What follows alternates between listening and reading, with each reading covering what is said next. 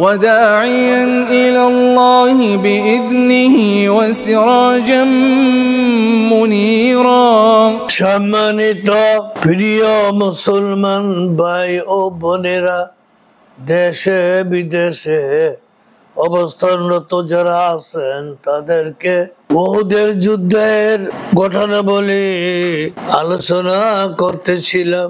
এখন একটি আলোচনা আল্লাহর রসুলের আশকের মহব্বতের সাহাবীদের আশিকে রাসূল সাল্লাল্লাহু আলাইহি ওয়াসাল্লামের মধ্যে সাহাবাদের মধ্যে দুজন সাহাবার ঘটনা আপনাদের সম্মুখে এখন তুলে ধরবো। উহুদ যুদ্ধের অধ্যায়ে মুসান্নাফ ইবনে আবি শায়বা 11তম খণ্ডে 237 নম্বর পৃষ্ঠায় বর্ণিত আছে, রাসূল সাল্লাল্লাহু আলাইহি সাল্লাম হযরত সাদ রাদিয়াল্লাহু আনহু এর মৃত্যু সম্পর্কে বলেছেন, লাকাদ নাযালা সাবুনা আলফা মালাকিন শাহিরু জানাজাতা সাদিম মা উতিউল আরদা ক্বাবলা ইয়াউমাইযিন। অর্থাৎ হযরত সাদ রাদিয়াল্লাহু আনহুর জানাজায় 70,000 ফেরেশতা উপস্থিত হয়েছিল, যারা ইতিপূর্বে কোনো দিন জমিনে পা রাখেনি। এমন 70,000 ফেরেশতা হযরত সাদ রাদিয়াল্লাহু আনহুর জানাজায় উপস্থিত হয়েছিল।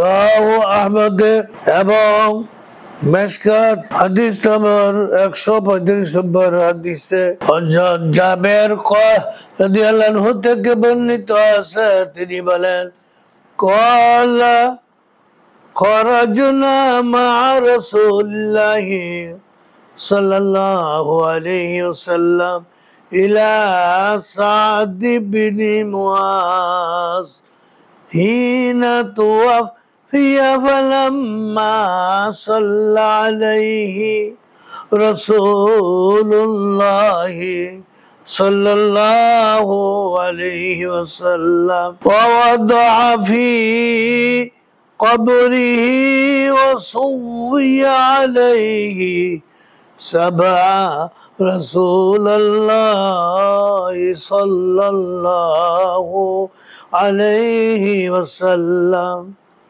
ফাসাব্বাহনা তাওয়িলান সুম্মা কাব্বারা ফাকাব্বারনা ফাকিলা ইয়া রাসূলাল্লাহি লিমা সাব্বাহতা সুম্মা কাব্বারতা ক্বালা লাকাদ তাদায়্যাকা আলা হাযিল আবদিস সালিহি কবরহু হাত্তা ফাররাজাহুল্লাহু আনহু।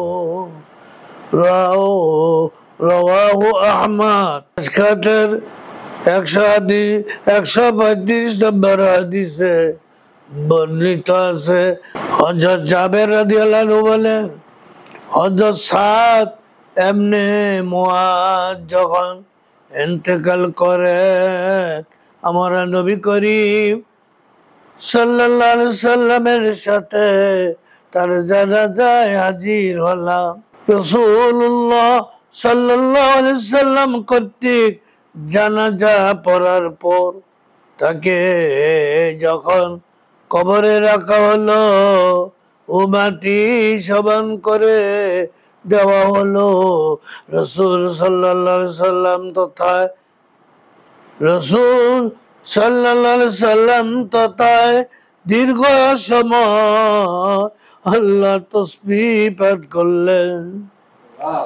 আমরাও তার সহিত দীর্ঘ সময় তাসবিহ পাঠ করলাম। অতঃপর তিনি তাকবীর বললেন, আমরাও তার সাথে তাকবীর বললাম। এই সময়ে রাসূল সাল্লাল্লাহু আলাইহি সাল্লামকে জিজ্ঞাসা করা হলো, হুজুর হুজুর কেন আপনি এরূপ তাসবিহ ও তাকবীর বললেন?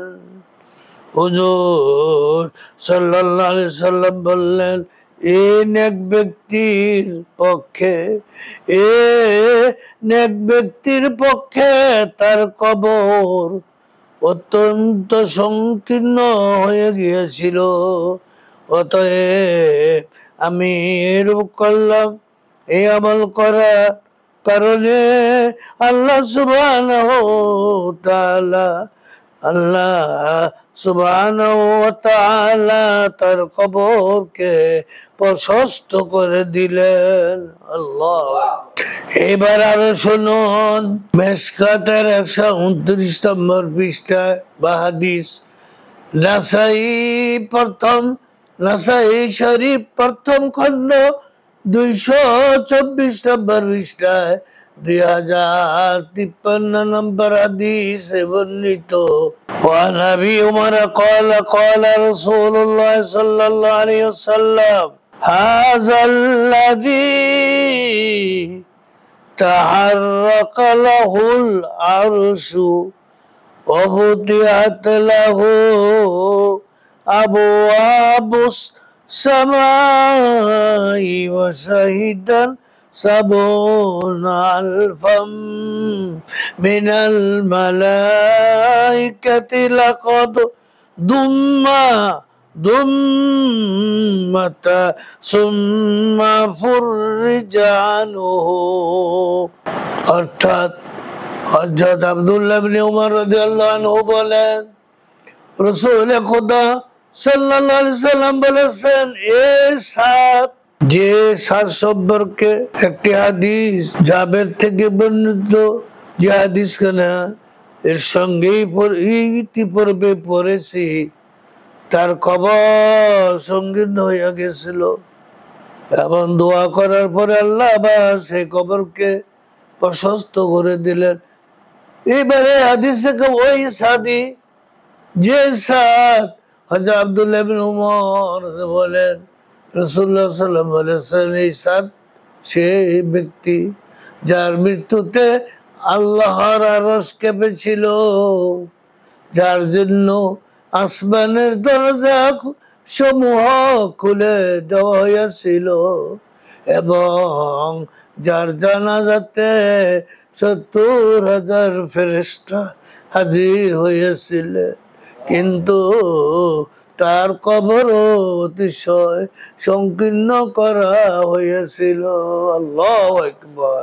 অতএব আমি আপনাদের সম্মুখে হযরত সাদ ইবনে মুআজ রাদিয়াল্লাহু আনহু সম্পর্কে ইবনে আবি শাইবা 11 খণ্ডে 237 পৃষ্ঠায় বর্ণিত রাসূল সাদ রাদিয়াল্লাহু আনহু মৃত্যু সম্পর্কে বলেন, এই জানাজায় 70,000 ফেরেশতা উপস্থিত হয়েছিল। অতএব কয়েকটা হাদিসের মাধ্যমে আমরা জানতে পারলাম সাদ ইবনে মুআজ রাদিয়াল্লাহু আনহু এত বড় আল্লাহর নিকটতম সাহাবী ছিলেন, আল্লাহ ও আল্লাহর রাসূলের অত্যন্ত নিকট।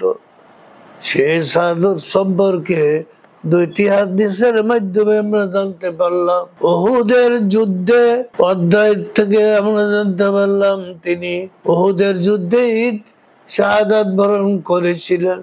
তারপরও তার জানাজায় অগণিত ফেরেশতারা এসেছিল এবং তারপরেও আবার বলা হয় তার কবরকে সংকীর্ণ করা হয়েছে।